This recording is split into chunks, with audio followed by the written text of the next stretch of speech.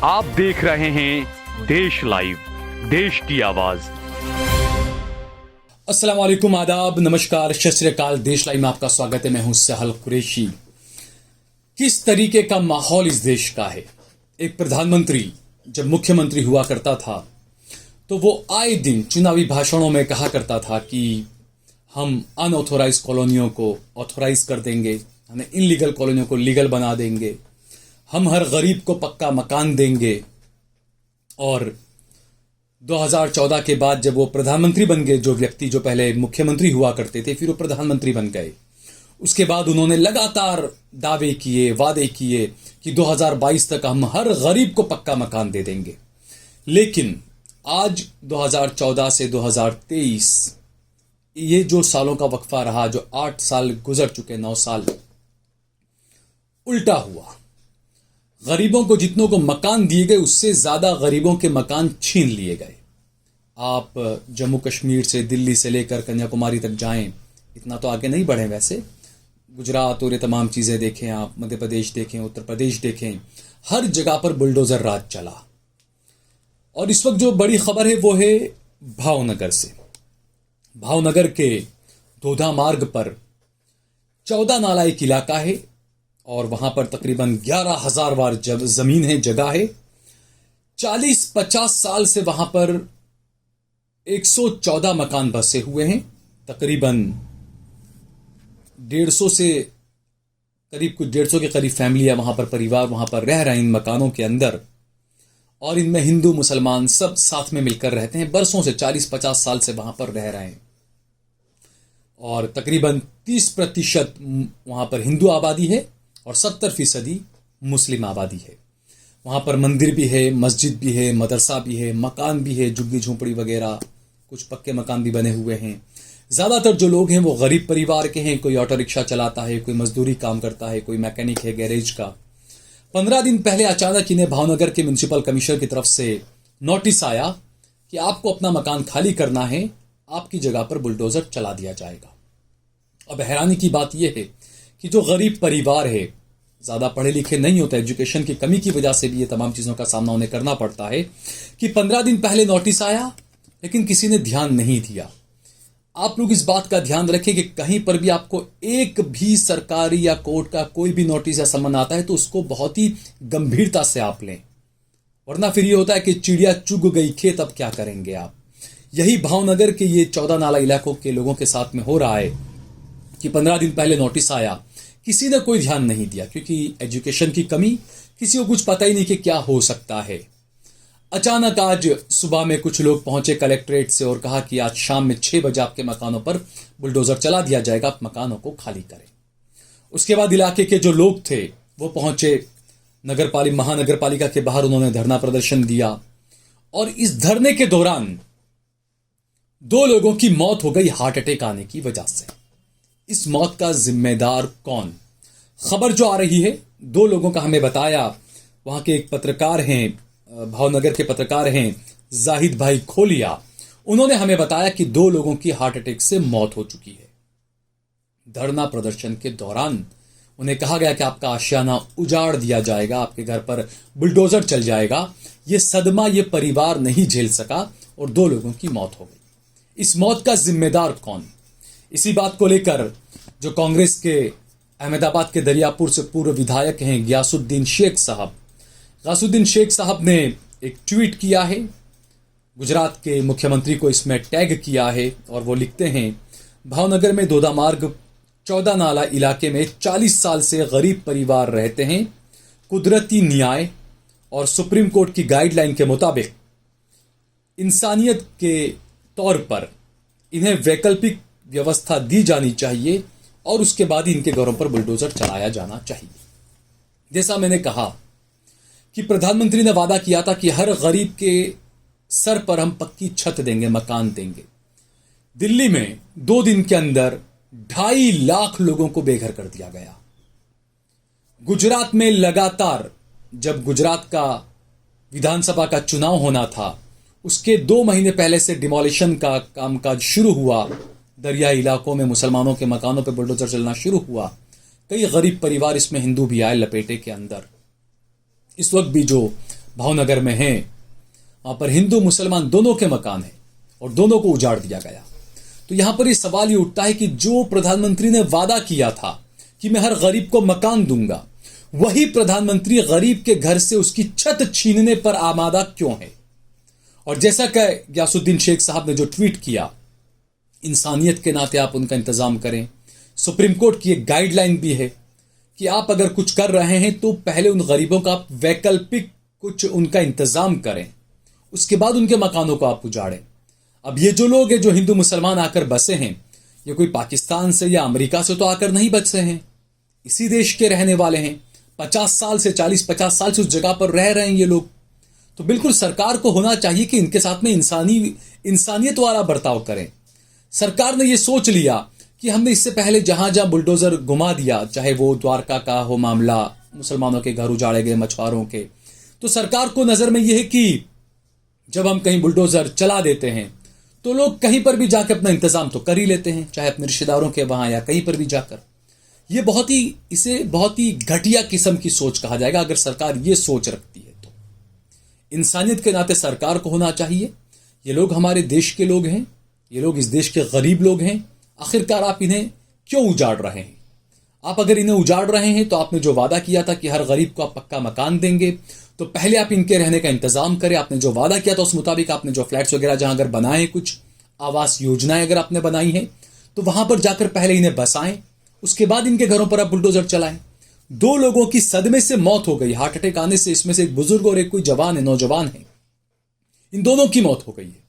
और जब ये लोग महानगर पालिका के बाहर धरना प्रदर्शन करने के लिए पहुंचे, धरने पर बैठ गए ये लोग कि हमारा आशियाना उजाड़ देंगे आप, तो हम कहां जाएंगे? हम गरीब परिवार के लोग हैं, हम मजदूर परिवार के लोग हैं, हम कहां जाएंगे? अब आप सोचिए कि धरना प्रदर्शन करने की भी इन्हें इजाजत नहीं मिली। ये वहां पर बैठे हुए थे, पुलिस आई और पुलिस ने इन सबको वहां से खदेड़ दिया, धरना भी नहीं दे पाई ये लोग। और उसी दौरान की बात है कि 2 लोगों की तबीयत खराब हुई, दोनों को अस्पताल ले जाया गया और वहां पर उनका मृत्यु हो गया। परिवार पर क्या बीत रही होगी? अब ये परिवार क्या करेगा? कलेक्टर साहब ने, म्युनिसिपल कमिश्नर साहब ने, कुछ लोग इनके पास जब गए बातचीत करने के लिए, वकील वगैरह सब लोग गए कि भाई आप ऐसा न करें, आप थोड़ा सा देखें इन चीजों को, तो बताया जा रहा है कि अधिकारियों ने साफ कर दिया कि ये म्युनिसिपालिटी की जमीन है, सरकारी जमीन है, आपके मकान को तोड़ना ही पड़ेगा। जैसा मैंने बताया, अक्सर ये होता है कि जो अधिकारी होते हैं उनके पास एक ही जवाब होता है, ऊपर से ऑर्डर है इसलिए हमें तोड़ना पड़ेगा। अब ऐसे में आप बहुत जल्दबाजी में कोर्ट जाते हैं तो कोर्ट में फौरन ज्यादातर मामलों में सुनवाई नहीं होती है। लेकिन यहां पर आपको 15 दिन का नोटिस दिया गया था, लेकिन आप सोते रहे। ये बेदारी की जरूरत है, आपको जागना पड़ेगा। जब आपको यह पता चल गया कि इस देश के अंदर जो सरकार है वो बुलडोजर राज है, बुलडोजर की सरकार है, ये सरकार जो है संवैधानिक तौर पर नहीं चल रही है, ये जो सरकार है ये लोकतांत्रिक तरीके से नहीं चल रही है, ये अपनी नई संसद का उद्घाटन करती है विपक्ष की सांसदों के बिना, विपक्षी नेताओं के बिना। ये वो सांसद है, ये वो सरकार है। ये वो सरकार है जहां पर एक महिला का रेप होता है, उसके परिवार वालों की हत्या कर दी जाती है और उसके बाद कोर्ट उस हत्यारों को, उस बलात्कारियों को सजा सुनाती है, तो ये सरकार उन बलात्कारियों को रहम राह के नाम पर माफ करके उनको जेलों से बाहर निकाल देती है। ये वो अधिकारी हैं, जब ये बुलडोजर लेकर जाते हैं मकान तोड़ने, तो वहां पर देखते नहीं है कि क्या हो रहा है। इनके डर से घर के अंदर एक बच्ची और उसकी मां खुद पर पेट्रोल डालकर या केरोसिन डालकर जलकर मर जाते हैं, लेकिन ये अधिकारियों को कोई फर्क नहीं पड़ता, ये तमाम मकान तोड़ देते हैं। ये घटनाएं पिछले 3 महीने के अंदर हुई है देश में, अलग अलग जगहों पर, जो मैं आपको बता रहा हूं। तो ऐसे में आपको खुद को अपने लिए इंसाफ लेने के लिए सड़क पर उतरना पड़ेगा, शांति प्रिय ढंग से आपको अपना प्रदर्शन करना पड़ेगा, कोर्ट के रास्ते, न्यायपालिका के रास्ते आपको इंसाफ मांगना पड़ेगा। अगर आप सोते रहे, नोटिस आने के बाद भी, 15 दिन गुजर जाने के बाद भी अगर आप सोते रहे, तो इसके जिम्मेदार आप खुद हैं। सरकार ने तो सोच लिया है कि गरीबी नहीं, गरीब को ही मिटा देना है, लेकिन आपको अपने अधिकारों का पता होना चाहिए कि आपके कितने अधिकार हैं। जब आपको नोटिस दिया गया 15 दिन पहले, आप उस नोटिस को लेकर अच्छे वकील को रोककर आप जा सकते थे कोर्ट में, स्टे ऑर्डर ला सकते थे आप, लेकिन आप सोते रहे। पिछले दिनों दाहोद में 200 साल पुरानी मस्जिद को शहीद कर दिया गया। उस वक्त गुजरात हाईकोर्ट के लॉयर, अच्छे वरिष्ठ अधिवक्ता हैं ताहिर हकीम साहब, वो इस मामले को लेकर कोर्ट में पहुंचे और उसके बाद में कोर्ट ने तमाम ये कहा नगर पालिका से कि आप आगे न बढ़े, बस जितना हो गया इतना तोड़फोड़ अब यहीं पर आप रख दें, यथास्थिति बनाए रखें। और फौरन वहां पर ब्रेक लग गया बुलडोजर की कार्रवाई पर। और उसके बाद में हाईकोर्ट ने तमाम कागजात वगैरह मंगवाए और उन्होंने पूछा कि आखिर अब क्या हो। अब 8 तारीख को इसमें सुनवाई होगी। तो यहां पर भी आप ये कर सकते थे। जो बुलडोजर की तलवार आप पर लटक रही थी, 15 दिन पहले जब नोटिस मिला तो आप कर सकते थे। लेकिन बहरहाल जो हुआ सो हुआ। सरकारों को इस बारे में सोचना चाहिए कि गरीब इसी देश का गरीब है, वो जाएगा तो जाएगा कहां अपने परिवार को लेकर। ऐसे में आप सोच सकते हैं कि इतनी महंगाई है, गैस के सिलेंडर कितने का आ रहा है, पेट्रोल डीजल के क्या रेट है, महंगाई कितनी है। तो ऐसे में इस गरीब ने अपना आशियाना बनाया 40-50 साल पहले। ठीक है, उनकी गलती थी कि सरकारी जमीन पर बनाया, लेकिन ये इतना बड़ा तो कोई जुर्म नहीं था। सरकार का ही तो ये काम है कि सरकार ने जब वादा भी किया था कि हर गरीब को पक्का मकान देंगे, तो सरकार की जिम्मेदारी बनती है कि सरकार इन्हें पक्का मकान दे, इन्हें वैकल्पिक इनकी व्यवस्था करे, उसके बाद बुलडोजर चलाए। अब ये होगा कि एक मुनज्जम तौर पर सभी को साथ आकर एक ऐसा, या तो आप एक यूनिटी बनाकर एक ऐसा संगठन कुछ बनाएं, ऐसे तमाम मामलों को लेकर हाई कोर्टों के अंदर, सुप्रीम कोर्टों के अंदर आप बाकायदा अर्जियां दें, अपील करें। और सिर्फ अपने मकान का नहीं, जब आपको नोटिस मिला है तो आपका नहीं, ये पूरा एक मजमुआ तौर पर, यानी कहीं का भी, दिल्ली हो, उत्तर प्रदेश हो, बिहार हो, झारखंड हो, कहीं पर भी बुलडोजर या जो कार्रवाई है, सुप्रीम कोर्ट से एक स्ट्रिक्ट गाइडलाइन एक आनी चाहिए। उसकी एक अर्जी कोई किसी को करनी चाहिए कि सरकार किसी भी गरीब का मकान, चाहे वो सरकारी जमीन पर ही क्यों ना बना हो, उसकी वैकल्पिक व्यवस्था करे बिना सरकार उसे नहीं तोड़ सकती। और अगर तोड़ती है तो इसको सरकार खुद इसकी भरपाई करे और जो अधिकारी हैं उनके खिलाफ भी कार्रवाई हो। अगर दस्तावेज के बावजूद अगर तोड़ा है, अमूमन तो ऐसा नहीं होता होगा, लेकिन दाहोद के मामले में ऐसा हुआ कि मस्जिद के दस्तावेज मौजूद थे, उसके बावजूद भी अधिकारियों ने उस मस्जिद को शहीद कर दिया। तो ऐसे में आपके पास में एक ही रास्ता है कि कुछ लोग जो काम करने वाले लोग हैं, कई संगठन के लोग हैं, कई पूर्व विधायक ऐसे हैं, उनके साथ में आप एक बैठें, मीटिंग करें, एक अच्छा एक आगे का रोडमैप रणनीति तैयार करें, क्योंकि आने वाले वक्त का जो खतरा है उसको आप देखने की कोशिश करें। आगे की राह इतनी आसान नहीं है, खासकर गरीबों के लिए, अल्पसंख्यकों के लिए, दलितों के लिए, मुसलमानों के लिए आगे की राह बहुत ज्यादा मुश्किल होने जा रही है। ये जो छोटे छोटे फैसले लिए जा रहे हैं, संसद का उद्घाटन इस तरीके से किया जाता है कि मानो बहुत बड़े किसी मंदिर का उद्घाटन किया जा रहा है, धार्मिक मंदिर का, जबकि वो लोकतंत्र की मस्जिद भी उसे कह सकते हैं।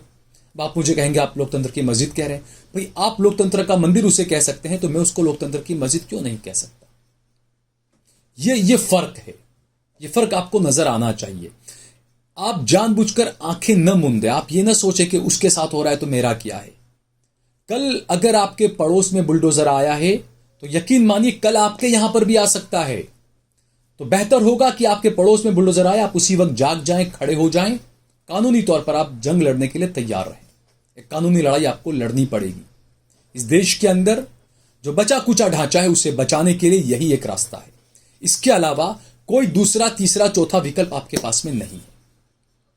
अब देखते हैं सरकार, कुछ इंसानियत है या नहीं सरकार में। अभी तक तो कहीं नजर नहीं आई कि कहीं पर ऐसा रोक दिया और गरीबों को मकान दे दिया सरकार ने।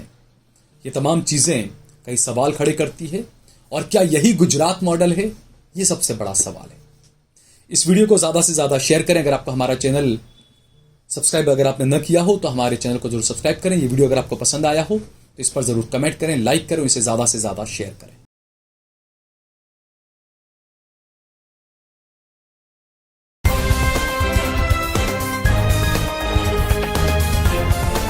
देश और दुनिया की तमाम छोटी और बड़ी खबरों के लिए हमारे चैनल को सब्सक्राइब करना न भूलें और बेल का बटन जरूर दबाएं।